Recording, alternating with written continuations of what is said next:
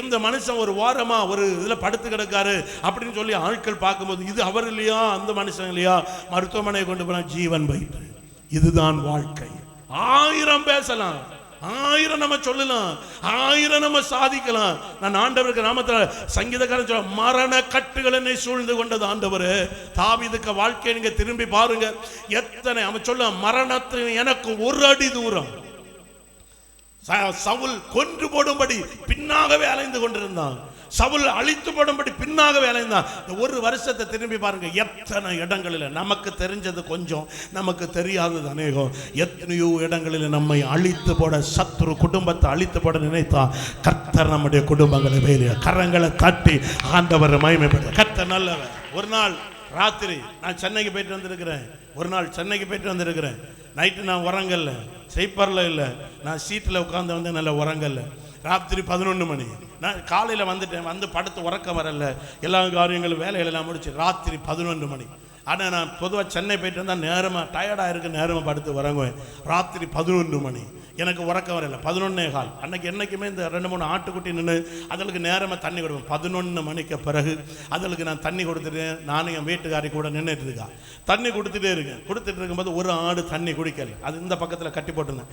அப்போ அதுக்கு கொடுப்போமே, எல்லா லைட்டெல்லாம் ஆஃப் ஆக்கி நானும் அவளும் தான் அந்த ஆட்டுக்கு கொஞ்சம் தவிடை போட்டு தண்ணியை குடிக்கட்டா. 11 மணிக்கு 11:15 நான் கொஞ்சம் தவிடை எடுத்துகிட்டு வரேன். ஒருத்தன் உள்ள யாரு சாடி அப்படி பதுங்கி பதுங்கி பதுங்கி வாரான். அவனுக்கு பதுங்கலை பார்த்தோன்னே நினச்சி பாருங்க, நான் சென்னை முந்தின நாள் உறங்கல்ல, முந்தின நாள் ஒரு திங்கக்கிழமை நைட்டு இங்கேருந்து போகிறேன். அப்படின்னா அங்கே பகல் ப்ரோக்ராம் முடிக்கிறேன், அன்னைக்கு மறுநாள் செவ்வாய் ப்ரோக்ராம் முடிக்கிறேன், செவ்வாய்க்கிழமை நைட்டு திருப்பி பிரயாணத்தில் இருக்கேன், காலையில் வருகிறேன். அடுத்து இங்கே உள்ள காரியம் எப்போ எவ்வளோ டயர்டாக இருக்கேன். 2 நாள் உறங்கல்ல, ஆனால் எனக்கு ஆண்டவர் என்னை உறக்கத்தை தரலை. ஒருத்தன் பதுங்கி பதுங்கி உள்ளாரா. நான் ஒன்று அங்கேருந்து யாரு அப்படின்னு கேட்டேன். உடனே இவ்வளோ வாடி வந்து யாருன்னு, நான் தான். என்னன்னு பார்த்தா அதுக்கு முன்ன இடுப்புக்குள்ள என்னதையா வச்சிருந்தவன் பாடப்படா எலும்பி எத்தி சாடி ஓடி ஆயிடுச்சு. நினைச்சு பாருங்க, நம்முடைய எல்லைக்குள்ள நம்ம காம்பவுண்டுக்குள்ள. அன்னைக்கு நான் பிறகுதான் நினைச்சேன், என்னைக்குமே நான் தூர போயிட்டு இருந்தால் நேரமாக படுக்கேன். அன்னைக்கு கர்த்தர் வரப்புற ஆண்டவர் அறிகிறவராயிருக்கிறார். சத்தமாக சொல்லுங்களேன், ஆண்டவர். நான் ஏன் இதை சொல்லுங்க, ஆண்டவர். அதுக்கு பிறகு ஒரு நாள் அதே போல தான் ஒரு சூழ்நிலை. அன்னைக்கு நான் ஒரு கல்யாண வீட்டில் போய் எனக்கு நான் அவளை சாப்பிட்டுட்டு இருக்கோம். அப்போ எங்கள் 2 பேருக்கு மனசில் தோணும், போயிடுவோம். நான் டக்குன்னு வச்ச சாப்பாடு அப்படி பட்டான்னு சாப்பிட்டு கையை கழுவிட்டு உடனே வாரேன். வரும்போது வேற ஒரு சம்பவம். ஏன் நான் இவைகளை உங்களுக்கு சொல்லுகிறேன், நமக்கு விரோதமாய், உன் குடும்பத்துக்கு விரோதமாய் எத்தனை இதெல்லாம் நம்ம பார்த்தது. பார்க்காம எத்தனை தீமை உன் பிள்ளைகளுக்கு விரோதமாக, குடும்பத்துக்கு விரோதமாக செய்ய நினைச்சிருப்பான். கர்த்தர் மரண கட்டுகளிலிருந்து நம்மை அவிழ்க்கிற ஆண்டவர் கரங்களை தட்டி, ஏசப்பா, வியாதியினால பல போராட்டத்தினால மறிக்க வேண்டிய இடத்துல என்னை பாதுகாத்ததற்காக ஸ்தோத்திரம். விபத்துகள் நினைச்சு பாருங்க, விபத்துகள். நான் முதல்ல சொன்ன சாட்சி, ஆண்டவர் ஜீவனை தந்தாரு. மருத்துவர்கள் முடிஞ்சுன்னு சொன்னது, மருத்துவர்கள் இனிவனும் செய்ய முடியாது. இயேசுவின் நாமத்தினால நான் சொல்லுகிறேன், யார் எதை சொன்னாலும் மரண கட்டுகளை பிசாசு கொண்டு வருகிற நேரம் கர்த்தர் அந்த கட்டை அவிழ்த்து, ஏன் அந்த மரணத்துக்கு ஒப்பு கொடுக்காம அவிழ்த்தார் தெரியுமா? உன்னை கொண்டு மேன்மையான சில காரியங்களை உன் குடும்பத்தில், சபையில், தேசத்தில் அவர் செய்யணும். விரும்புகிறவன், நம்புகிறவங்க, நான் மறிக்காமல் திறந்து கர்த்தருடைய செய்கைகளை சொல்லுவேன்னு சொன்னது போல, என்னை கொண்டு கர்த்தர் பெரிய காரியம் செய்ய என்னை ஜீவனோடு வைத்திருக்கிறார். என்னை கொண்டு பெரிய காரியத்தை சாட்சி சொல்ல அவர் உயிரோடு வைத்திருக்கிறார். ஆமென். நினைச்சு பாருங்க, இதுதான் கர்த்தர், இதுதான் தேவன். எவ்வளவு பெரிய மனுஷர்கள் எல்லாம் கொரோனா நாட்களில் எவ்வளவு பெரிய கோடீஸ்வரர்கள் கூட செத்து போனாங்க. நான் போன வாரம் ஒருத்தர் இங்க அடிக்கடி வருவார், அவருக்கு பேர் ராஜன். மனநல பாதிக்கப்பட்டு அப்படியே சுற்றி தீருவார். இங்கே வருவார், இங்கே வந்து சோறு சாப்பிடுவார். வர்த்தக நாடார்குடி சபைக்கு ராத்திரி அங்கே போவார். இங்கே வரும்போது போன வாரத்தில் 2-3 நாளுக்கு தொடர்ந்து வருவார். பாஸ்டர் எனக்கு சோறு தந்தே ஆகணும், ஒரு அந்த சரின்னு நான் கொடுப்பேன். நல்லா படித்து ஸ்கூலில் வாத்தியாராக இருந்து ஒரு நாள் என்னதோ வேலை செய்தாரா, மறுநாள் இருந்து மனநிலை மாந்திரிகத்தினால பாதிக்கப்பட்டு இப்படி தான் சுற்றி திரிவார். இப்படியெல்லாம் நிறைய இடங்கள்ல ஃபுல்லாக நடந்து தான் திரிவார். அப்போ அவர் போன வாரம் வந்திருக்கும்போது நான் சோறை கொடுத்துட்டு அப்படியே யோசிக்கேன், அந்த கொரோனா நாட்களில் யாரும் ஏற்ற மாட்டாங்க. இந்த ஆள் இங்கே வந்துட்டார், மாஸ்க்கும் இல்லை, ஒன்றும் இல்லை. அந்த முதல் தடவை நிறைய சாவு அப்படி இப்படி. எனக்கு இவரை கண்ண நேரம் வந்தாச்சு வீட்டில், பாஸ்டர் சாப்பாடு நேருக்கா தாருங்க. ஆண்டவரே எங்கேருந்து நோயை கொண்டு வந்தானே, இனிப்போ இவனுக்கு நான் குறிஞ்சி சோறு போடும்போது மூக்குலோடி யாரையுமோ ஆண்டவரே கிருமி அப்படின்னு. உண்மையில தெரியல சோறு போடுங்க பாஸ்டர், நீங்கள் எங்கே போயிட்டாரு? அது நான் எல்லா இடமும் சுற்றி எடுத்துட்டு வரேன். உடனே அடுத்து சாப்பிட்டுட்டு அதை பற்றிலாம் அந்த பேப்பரில் படிச்சலாம். அங்கே ஒரு ஆள் செத்து போனார் ஐம்பத்திலாம். எனக்கு ஆண்டவரே இவன் யாருக்கனவே குளிச்சு மாஸ்க் போட்டு என்னெல்லாமோ பிரயோஜனப்படுத்தினவன் எல்லாம் சாகுவான், இவன் உள்ள இடம்லாம் உருண்டுட்டு வாரானே அப்பா அப்படின்னு நான் போன வரேன். அதை யோசிக்கும் போது நினைக்கிறேன், எத்தனை போன வர ஆளு திடகாத்திரம். அன்னைக்கு கொரோனா நாளில் கட்டின சாரமும் சட்டையும் தான் இப்பவும் போட்டிருக்காரு. அப்போ நான் நினைக்கிறேன், ஆண்டவரை கோடிகளும் லட்சமும் இருந்தவன் மாஸ்கெல்லாம் வச்சு என்னெல்லாமோ செய்தவன் அவன் எல்லாம் போயிட்டான். அன்னைக்குள்ள சாரமும் சட்டை எடுத்துட்டு இந்த ஆளை இன்னைக்கு நீர் உயிரோடு வச்சிருக்கிறேன் சொல்லுங்களேன். அப்போ நல்ல புரிஞ்சு ஜீவன் உயிர் என்பது அது தேவன். ஆனால் பிசாசுக்கு தெரியும் எப்படியாவது அழிச்சிடணும், எப்படியாவது தீர்த்தரணும். இன்னைக்கு கர்த்தருடைய நாமத்தில் நான் உங்களுக்கு சொல்லுவேன், நம்ம ஆண்டவர் நமக்கு விரோதமாக எத்தனையோ மரண கண்ணிகளை பிசாசு கொண்டு வந்த பொழுது, தற்கொலை மரணம், பல மரணங்கள் என் கர்த்தர் கிருபையினால பாதுகாத்தார். இன்னைக்கு நம்ம ஜெபம் பண்ணோம் இல்லையா, சிங்கப்பூர் தேசத்தில் ஒரு சகோதரி நம்ம டிவி ப்ரோக்ராம் பார்த்துட்டு அவங்க அம்மா பள்ளியாடியில் இருக்காங்க.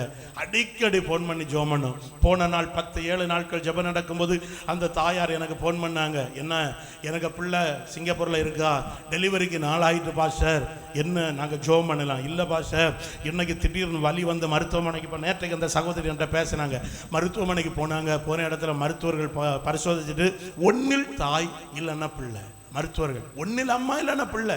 பாஸ்டர் ஜோமண்ணுங்கன்னு அழுது, என் பிள்ளை என் பக்கத்தில் கூட இல்லை, சிங்கப்பூரில் இருக்க. நான் சொன்ன தைரியமாக இருங்க, ஆண்டவர் அற்புதம். இதே சபையில் ஒரு சிறு கூட்டமாக நம்ம ஜெபம் பண்ணணும்.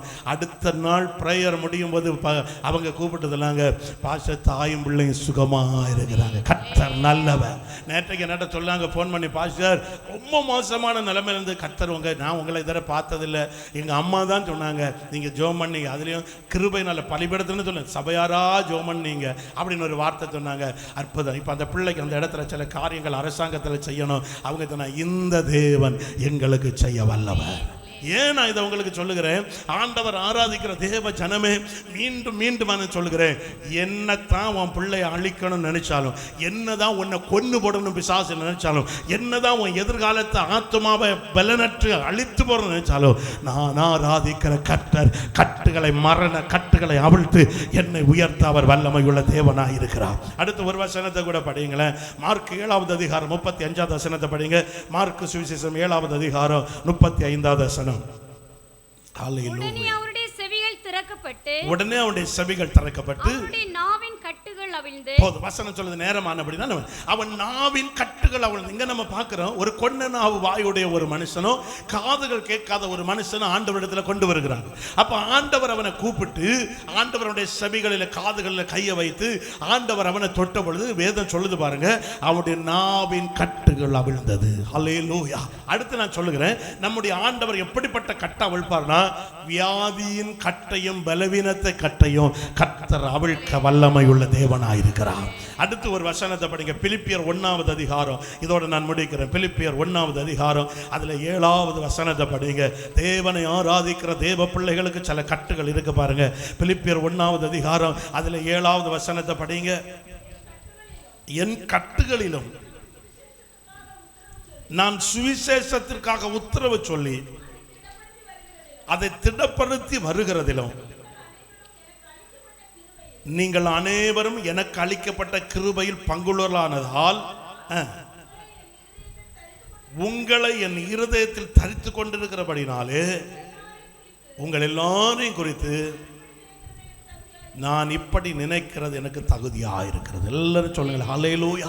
அப்போஸ்தலனாகிய பவுல் பிலிப்பியருக்கு அந்த அவர்களுக்கு நிருபம் எழுதும்போது கடிதத்தில் எழுதார், என்ன அழகா, என் கட்டுகளிலும் நான் சுவிசேஷத்திற்காக உத்தரவு சொல்லி என் கட்டுகளில். அப்ப நல்லா புரிஞ்சுக்கிடுங்க, அப்போஸ்தலனாகிய பவுல் கட்டுகளுக்குள்ள இருக்கிறார். அவரே ரட்சிக்கப்பட்டவர்களுக்கு சில கட்டு, சத்துருவினால் வருகிற கட்டு.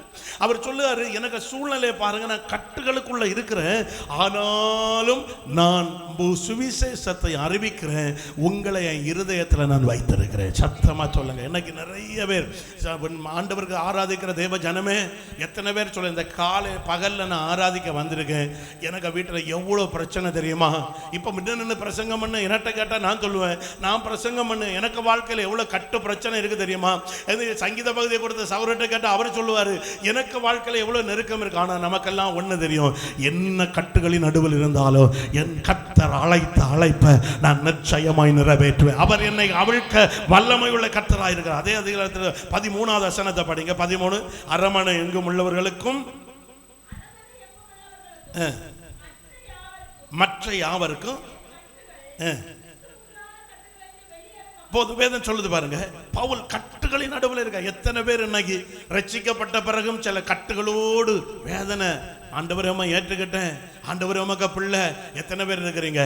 இந்த கட்டுகளின் நடுவிலும் கர்த்தருடைய நாமத்தை அவர் மூலமாய் மகிமைப்படுத்துவார். ரட்சிக்கப்பட்ட பிறகு சில கட்டுகள் ஆண்டவர் சொல்லுவாரு, நீ எனக்கு வேணும், நீ இன்னும் எனக்கு கூட தான் இருக்கணும். இப்போ பவுலை கேட்டால் பவுல் என்ன சொல்வார்? ஆண்டவரே உமக்காக நான் வந்தேன், ஏப்பா எனக்கு இந்த கட்டு? ஆண்டவர் சொல்லுவார், பவுலே இந்த கட்டுகளின் நடுவிலும் நீ எனக்கு வேணும், உன்னை கொண்டு செய்ய வேண்டிய காரியத்தை நான் நிறைவேற்றுவேன். எத்தனை குடும்பங்கள் இந்த கட்டின் நடுவில் பயப்படாதுங்க. ரட்சிக்கப்பட்ட பிறகு தேவனுடைய பிள்ளைகள் கட்டுகளின் நடுவில் வேதனை நடுவில் இருக்கிறியோ, உன்னை அழைத்த தேவன் சொல்ல, அந்த கட்டை நான் அவிழ்ப்பேன். இந்த கழுதையின் கட்டு அவிழ்க்கப்பட்டது, இயேசு அதன் மீது அமர்ந்தார். வசனம் சொல்லுது, எல்லாரும் முன்னடப்பார் பின்னடப்போறோம், தாவீதின் குமாரனுக்கு ஓசனா என்று சொல்லி வாழ்த்தினது போல இன்றைக்கு இந்த வார்த்தை கேட்கிற அத்தனை பேருக்கு நான் சொல்லுகிறேன், தெய்வத்தை ஏற்றுக்கொண்டு தெய்வத்துக்காய் ஆராதிக்கிற தேவ பிள்ளை, இன்னைக்கு நீ ஆண்டவரிடத்தில் வந்து உன் வாழ்க்கையை கொடுப்பாய் என்றால், உன்னை எந்த தேசத்தார் பழித்தார்களோ, நீ எந்த இடத்துல நிந்திக்கப்பட்டாயோ, நீ எந்த இடத்துல அவமானப்படுத்தப்பட்டாயோ, நீ எந்த இடத்துல தலை குனிந்தாயோ, அதே இடத்துல கர்த்தர் உன்னை உன் சந்ததியும் உயர்த்தி மேன்மைப்படுத்துவார். நம்புகிறவன் கரங்களை தட்டி நிச்சயமாய் கர்த்தர் என்னை ஆசீர்வதிப்பார், நிச்சயமாய் அவர் என்னை உயர்த்துவார், நிச்சயமாய் அவர் என் மூலமாய் மகிமைப்படுவார். கர்த்தர் நல்லவர். எல்லாரும் எழுந்து நிற்போம், நாம் ஜெபித்து ஆராதனை முடிக்கலாம். எல்லாரும் அப்படி எழுந்து நில்லுங்க. ஸ்தோத்திரம். முதலாவது பார்த்து அக்கிரமத்தின் கட்டு, மரண கட்டு, வியாதியின் கட்டு. அடுத்ததாக நம்ம வேதத்தில் வாசித்தோம், ஊழியத்தின் பாதையில் ஆவிக்குரிய அனுபவத்தில் சில கட்டுகள். இந்த கட்டுகளின் நடுவில் நாம் ஓடிக்கொண்டிருக்கிறோம். அவர் நம்மோடு இருக்கிறார், அவர் நம்மோடு இருக்கிறார்.